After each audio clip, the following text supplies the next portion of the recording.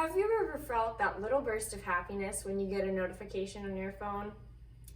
Or anxiety when your phone is dying and there's not a charger in sight?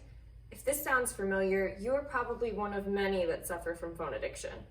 Now, in this day and age, practically everybody has their face buried in a phone. In fact, according to the experts, Americans check their phones 47 times a day. That doesn't mean it's not a problem, though. Today, I will be talking to you about the damage phone addiction is doing to your body and your mental health, and why you should be spending your time out in the real world instead of staring at a screen inside. Phone addiction, like any addiction, is driven by a rise in dopamine levels, a rush, a high. It quickly becomes a vicious cycle. Your brain gets a hit of dopamine with every notification until it conditions you to pick up your phone whenever you're craving happiness. Pick up your phone, get a dopamine rush, feel happy, dopamine spike ends, and the cycle repeats. Dopamine is not to be confused with serotonin. They both make you happy, but they are very different.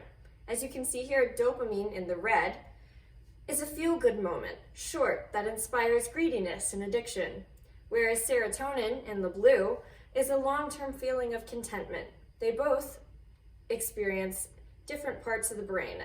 You experience real happiness, aka serotonin, when spending time with friends, family, and experiencing things like nature or music. You experience fake happiness whenever dopamine is released. Basically, serotonin is the long-term girlfriend that makes you feel whole and loved, and dopamine is the cheap date that thrills you from time to time and tricks you into a toxic cycle.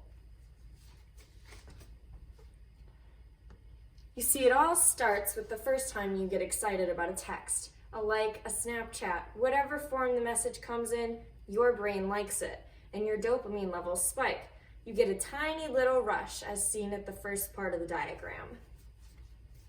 Now, the next time you post or text someone, your brain is expecting that rush again. It's waiting for it. So this time, your dopamine levels spike, but it's a little bit earlier. Your body is basically waiting for the notification and that wonderful rush. This can be bad because after a while, your body gets excited, waiting for that notification, and then when nothing happens, your body gets depressed.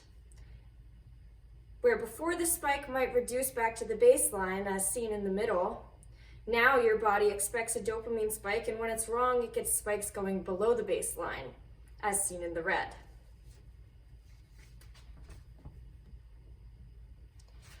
Now, during several studies of addiction, MRIs are used to show how each addiction has affected the patient's dopamine levels. This scan shows several different brains, all dopamine deprived, and all different substance addictions. Normal brains produce dopamine all on their own, keeping their person happy and healthy. This can be seen by the control scans on the left. But when a brain is dependent on the dopamine spikes from other forms of happiness, like drugs or phones or gambling, it stops producing as much dopamine on its own. This is why depression and anxiety are closely linked with phone addiction. According to Bumalash and Jaluk's 2017 cross-sectional study, proposing that their depression and anxiety were a positive predictor of smartphone addiction. Our newfound social media habits literally create anxiety and depression and keeps our brain in a pretty constant depressive state.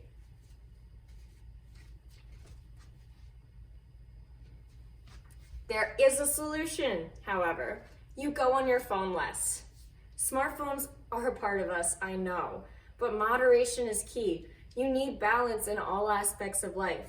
People need to limit the amount of time they spend on their phones and instead use that time having real-life adventures.